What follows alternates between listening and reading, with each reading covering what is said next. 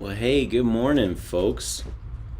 Welcome to Worship Wednesday, our Wednesday morning devotional time.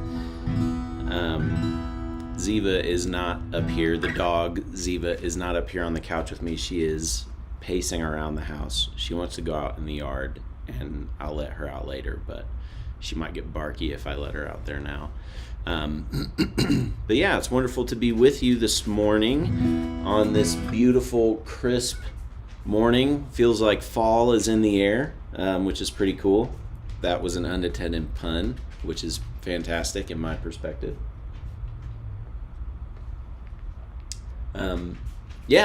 So today we are into the Enneagram series. Still, we're back into the Enneagram series, and this week we're looking at Type 7.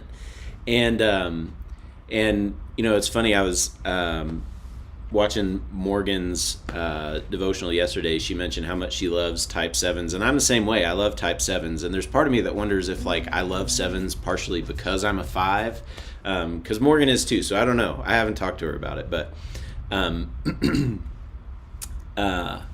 But anyway, one of the things that I love about 7s is the joy that they bring into life, and that makes me think of our memory verse for this week, which comes from John 15:11. It says, "I have told you these things so that you will be filled with my joy.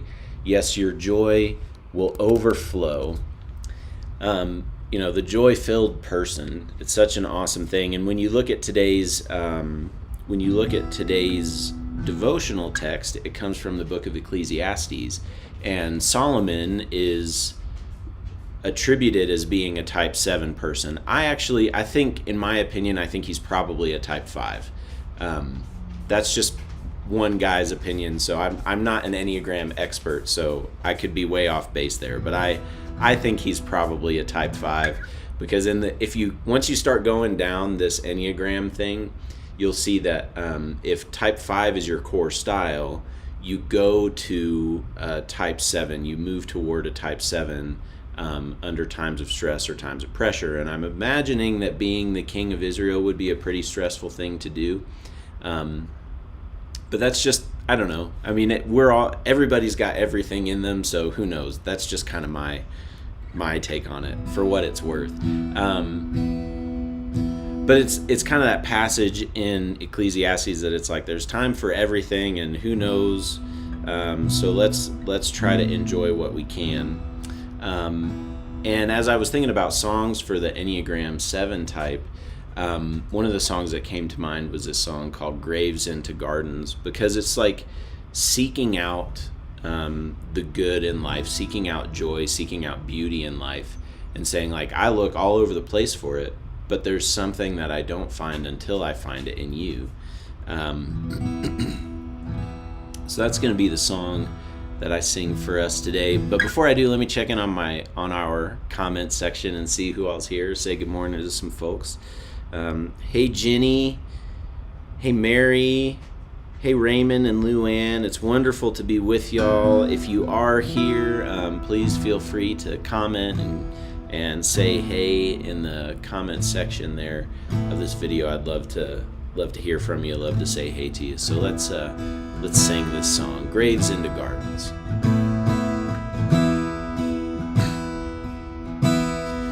I've searched the world, it couldn't fill me. A man's empty praise and treasures that fade are never enough. Then you came along and put me back together, and every desire is now satisfied here in your love. Oh, there's nothing better than you. There's nothing better than you, Lord. There's nothing is better than you.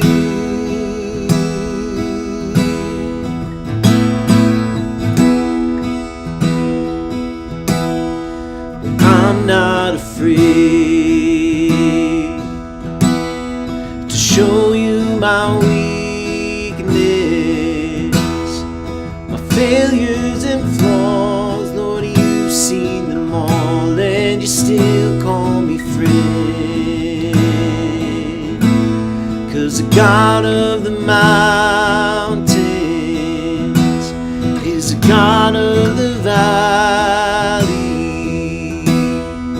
There's not a place your mercy and grace won't find me again. Oh, there's nothing better than you. There's nothing better than you, Lord. There's nothing, nothing is better than you.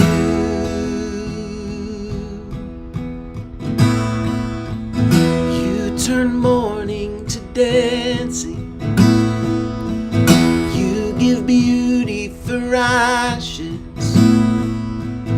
You turn shame into glory. You're the only one who can. You turn graves into gardens. You turn bones into armies. You turn seas into highways. You're the only one who can. You're the only one who can. You're the only one who can. Oh, there's nothing better than you. There's nothing better than you, Lord. There's nothing, nothing is better than you. Oh, there's nothing better than you. There's nothing better than you, Lord. There's nothing, nothing is better than you.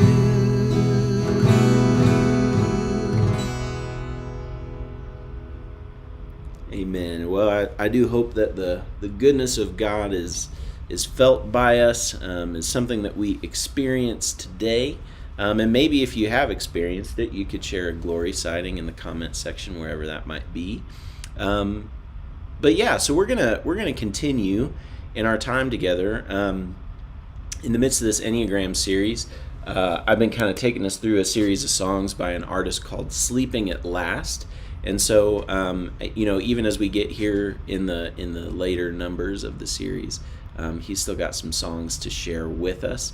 And so we're gonna hear that Enneagram Type 7 song from Sleeping at Last. So let's check that out now. How nice it'd be if we could try everything. I'm serious, let's make a list and just begin. What about danger? So what about risk? Let's climb this mountain before we cross that bridge. 'Cause I'm restless, I'm restless, I'm restless for whatever comes next. How wonderful to see a smile on your face. It cost farewell tears for a welcome home parade. A secret handshake between me and my one life. I'll find the silver lining no matter what the price. 'Cause I'm hungry, I'm hungry, I'm hungry for whatever comes next.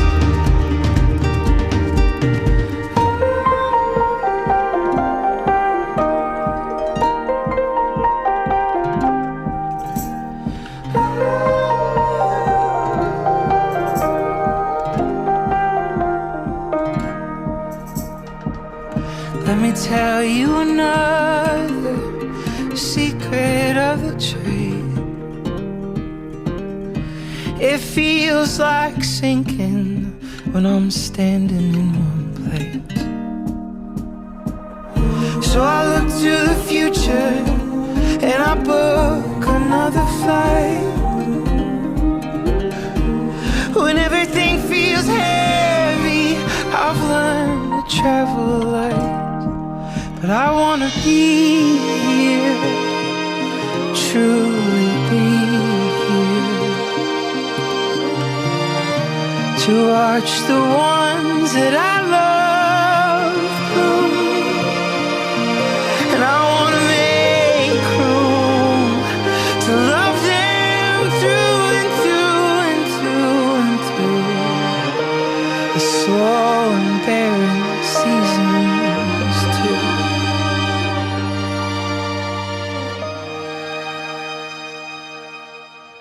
I feel hope deep in my bones.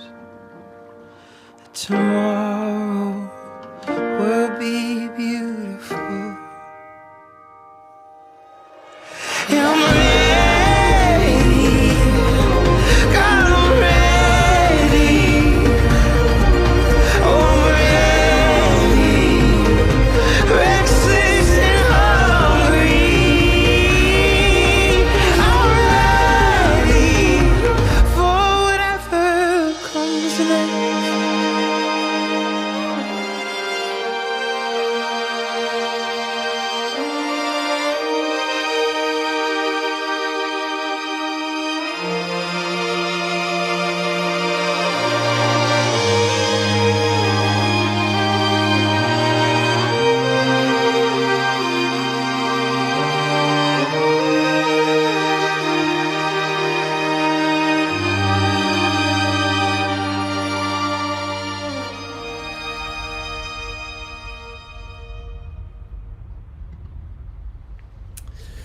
Well, that's a beautiful song from Sleeping at Last, and I think it's one of the things that that I appreciate so about Sevens is their readiness for adventure, and I know sometimes I need that.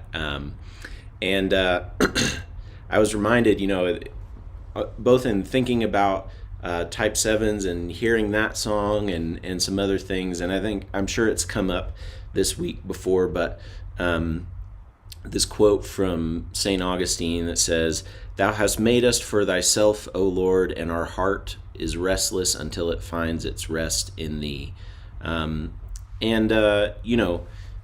think that's an experience of a seven who finds this searching, this longing, and experiences something with God and something profound that changes their world, and that's a really beautiful thing.